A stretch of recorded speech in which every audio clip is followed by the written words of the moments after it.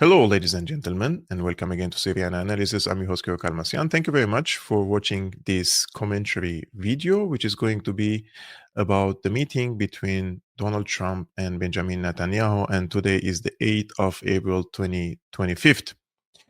I like Donald Trump. Now, you may say, do you really like Donald Trump? I don't like his policies, but what I like about his character is his honesty about his intentions and also about the end goal of the foreign policy of the United States. When Donald Trump's star started shining, let's say in 2014, 15, 16, in the politics of the US, many of the other officials were very shocked because Donald Trump was very bold and he was talking honestly about his policies and the mistakes of the United States. And for a very long time, many Americans were used to listen to these very eloquent, let's say, presidents who have scripts and somebody is writing them beautiful scripts and beautiful speeches. But Donald Trump is a populist and he speaks, of course, among many other things, what the people want him to say and what the people want to hear. So he's smart in that sense. However, when it comes to Donald Trump, I think he represents the most honest face for the US empire. And the US empire, for a very long time, it has hidden itself, under cliches. Like, we are engaged in wars of defense all around the world. We have established over 800 military bases because we are going to spread democracy, human rights, and certain values around the world. And we are protecting our freedoms abroad. So we have to go to Afghanistan and Iraq. We have to go to Vietnam. We have to go to Libya. We have to go to Syria to protect our freedoms in the United States.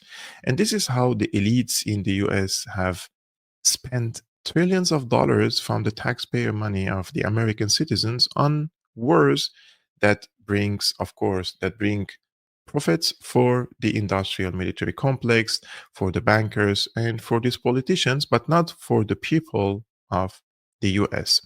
Maybe small portion of them, those who are serving the establishment, for example, some journalists, nowadays many podcasters are very clearly have embedded themselves, let's say, with the Trump administration, and they're making hell of a money. I understand, but the vast majority of the people do not really bear the fruit of these wars all around the world.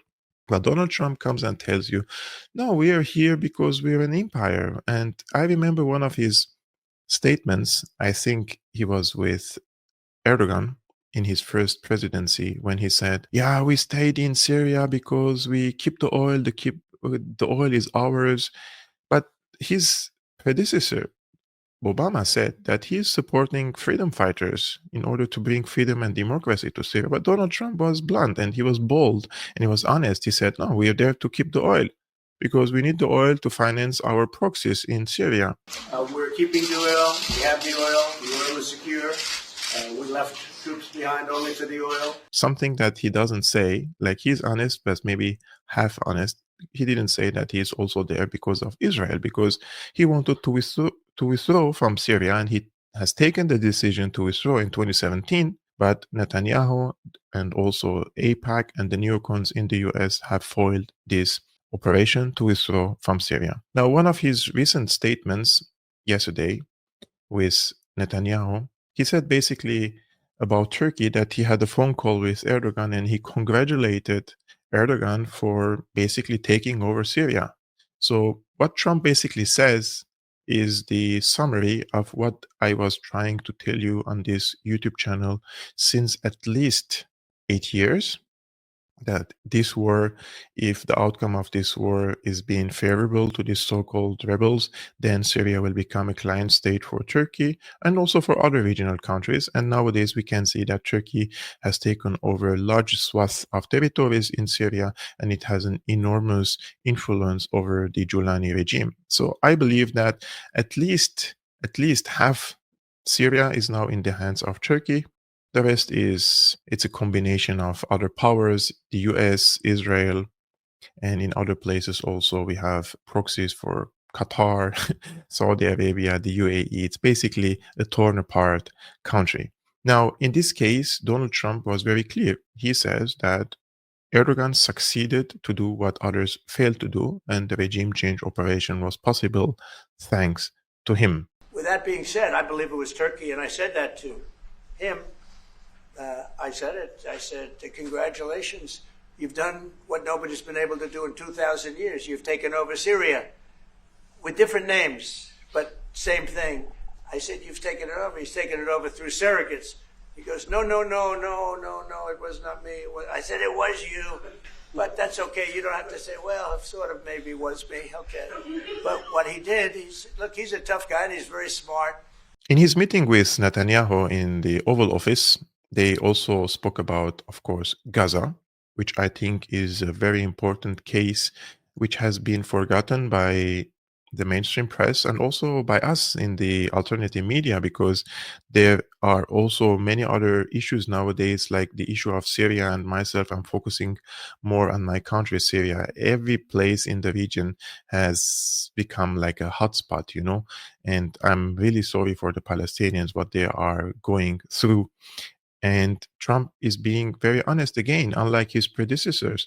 His predecessors have fooled the Palestinians for a long time that, look, the armed struggle or the resistance is terrorism, so you have to abandon terrorism and you have to join a political process, diplomatic approach. And the Palestinians started that in the 90s.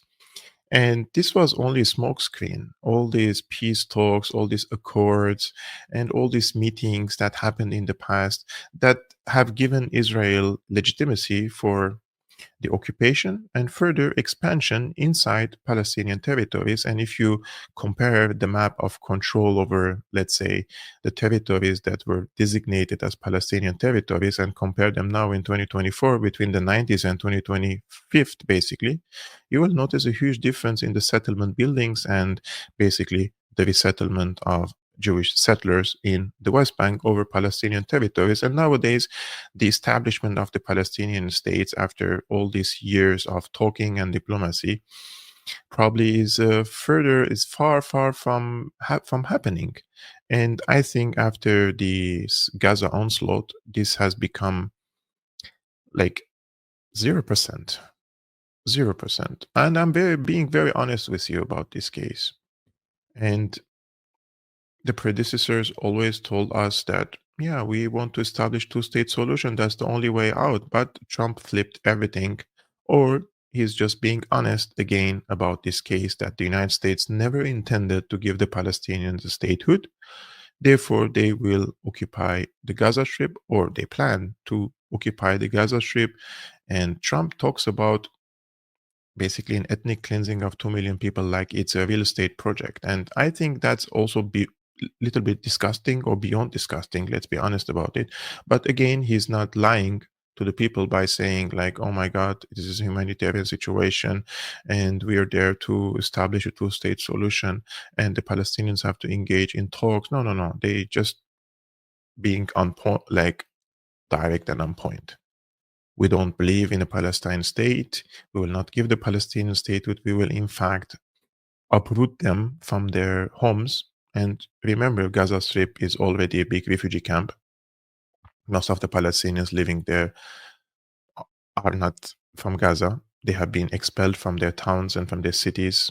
And after the Nakba, they came to Gaza. So this is the second resettlement for them, or forced displacement and ethnic cleansing for the Palestinians. This is what Trump and Netanyahu are planning for. Well, you know how I feel about the Gaza Strip. I think it's an incredible piece of important real estate, and I think it's something that we would be involved in, but having a peace force like the United States there, controlling and owning the Gaza Strip would be a good thing.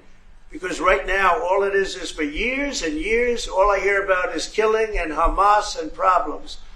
And if you take the people, the Palestinians, and move them around to different countries, and you have plenty of countries that will do that, and you really have a freedom zone. You call it the freedom zone, a free zone, a zone where people aren't going to be killed every day. That's a hell of a place.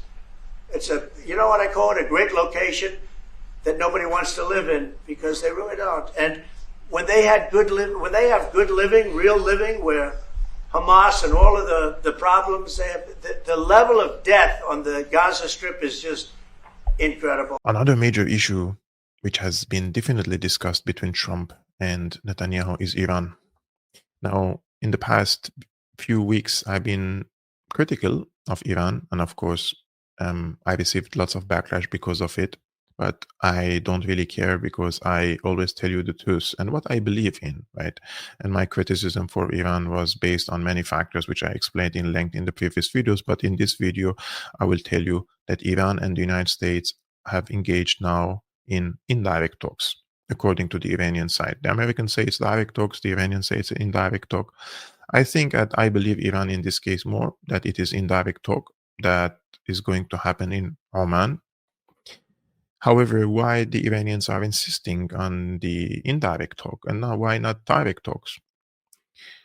I think the issue is more cosmetic and it's for the public opinion in Iran that the Iranian government doesn't want to start talking with the United States directly all the way.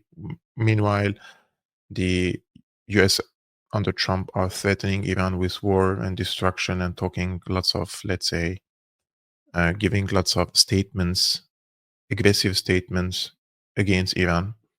I think the Iranian government needs also to, prepare the people for this type of talk. But the Iranians are very pragmatic chess players, and I think that they will definitely seek for direct talks if the conditions were met. Now, why the conditions were not met for the Iranians to start direct talks? Because they lack trust. There is a big mistrust with the US. And the Iranians also know, remember in 2015, the Iranians have struck a deal with the US, JCPOA, and the US later withdrew from the agreement, although the Iranians were following all the provisions of this agreement. So there is definitely the element of mistrust. So the Iranians want to also guarantee that there is some positive outcome for them, right, from these talks and not complete surrender. In my opinion, what is going to happen is one of the two things. One is they reach a deal, and this deal could be in one of the two ways. One is a compromise, which means they find a middle ground between the US and Iran. However, I believe that if the Iranians agree to a compromise, so they have to give up something, right, for the US. Definitely the Americans will give something back too to the Iranians, but I'm talking now from the Iranian side, they have to give up something in order to reach compromise.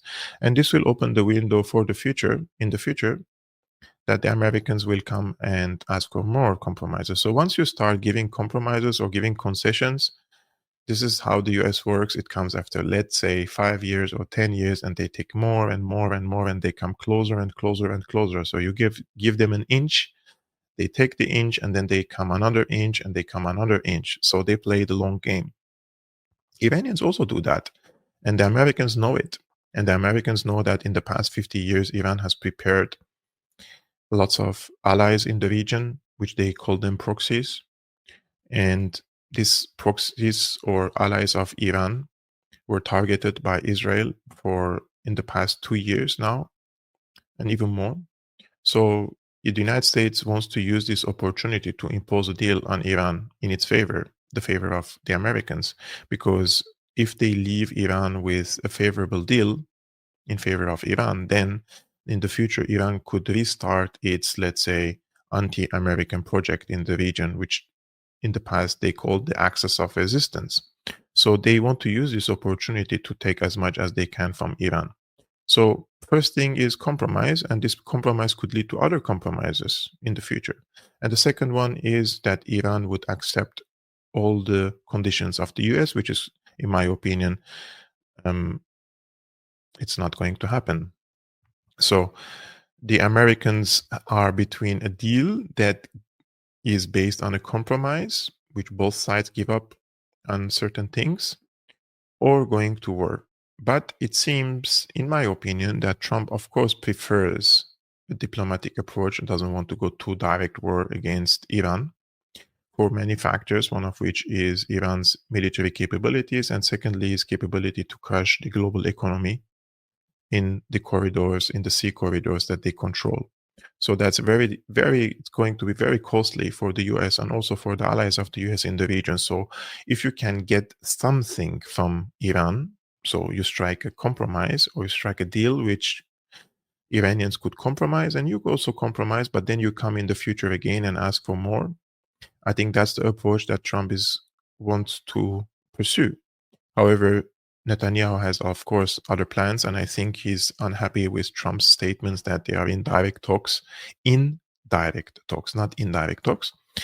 And I watched this video, and it was funny that when Trump was basically talking about his approach with Iran and that they started talks, and meanwhile Netanyahu is watching him. Take a look. We're having direct talks with Iran, and they've Doesn't seem started. happy It'll at go all. on Saturday. We have a very big meeting, and we'll see what can happen. And I think everybody agrees that doing a deal would be preferable to doing the obvious. And the obvious is not something that I want to be involved with, or frankly, that Israel wants to be involved with if they can avoid it. So we're going to see if we can avoid it. But it's getting to be very dangerous territory. And hopefully those talks will be successful. And I think it would be in Iran's best interest if they are successful. We hope that's going to happen. So this is Netanyahu being unhappy with these statements of Trump that they have engaged in direct talks. Barak Ravid, he posted on X, says Netanyahu thinks the chances of a US-Iran nuclear deal are extremely low, but will present to Trump today how a good deal should look like. An Israeli official told me Netanyahu wants the Libya model, full dismantling of Iran's nuclear program. Now, I don't think that is going to happen, but Iran is in a really, I would say, really not in a good position during these negotiations. In 2015, Iran was in a much better position during the JCPOA. It had its allies everywhere, and it had a strong position. ISIS was retreating in Syria. The Russians intervened in 2015. And Hezbollah had a very strong and organized party. In Lebanon, Gaza was not decimated like this. So Iranian position is definitely not in the best shape, but they have their own self-sufficiency. I'm talking militarily, economically, agricultural-wise, etc. So they could survive in a situation where there is no war and no peace. But I truly doubt that the Americans would tolerate that now. And I'm not saying they will be successful, the Americans, not at all. But the Americans feel very emboldened nowadays. This is how I can sense from the position of the United States and the way they are negotiating with their allies and with their enemies. So this is the question that I always want to ask, like, is Netanyahu dragging the US to war, or it is Israel, US, or Israel and US are inseparable? And I think that many people in the US, those who don't like Israel, always say that this is only Israel dragging us into wars. And I think it is, you cannot separate between the US and Israel. It's one body and one head. They function almost simultaneously together in the Middle East. They serve each other interests and they act as an empire together. And I think that RFK's position on Israel, that Israel is a very important ally in the Middle East because it represents the eyes and ears of the US in the region, I think that is true. I think Israel is one of the strong arms of the US. And they could disagree on the approach with Iran. However, the end goal is the same. Netanyahu wants surrender of Iran, and Trump wants the surrender of Iran, but each probably prefer a different approach. Now, speaking of the approach, I just want to remind you of a video I found today on X. It's a compilation of videos of Netanyahu basically telling the American public during a Senate hearing or in Congress his wishes that about these wars of expansion of the US in the Middle East and abroad. And every time he says something about one nation, that if you take out this nation, then everything will be all right. If you take out Saddam, if you take out Iran, if you take out Gaddafi, so on, so on, so. And the region, I don't think, has been in a more dangerous place than it is today. So have these wars made you feel safer. I'm talking now to my American friends because I think 25% of the viewers of Syriana Analysis are from the United States. Now, I will leave you with this video, but before that, I would like to thank you for watching this video and tuning into today's commentary video.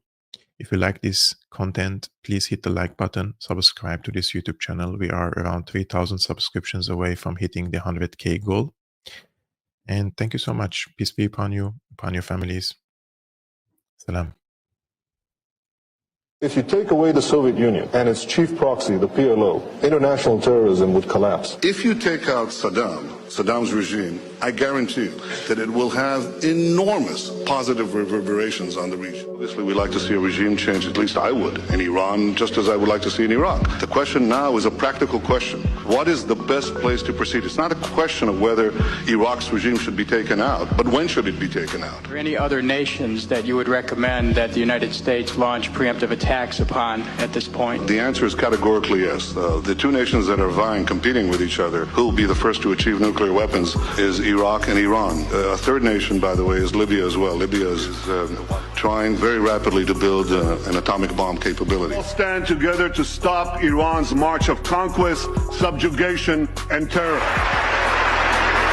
I know that no matter on which side of the aisle you sit, you stand with Israel.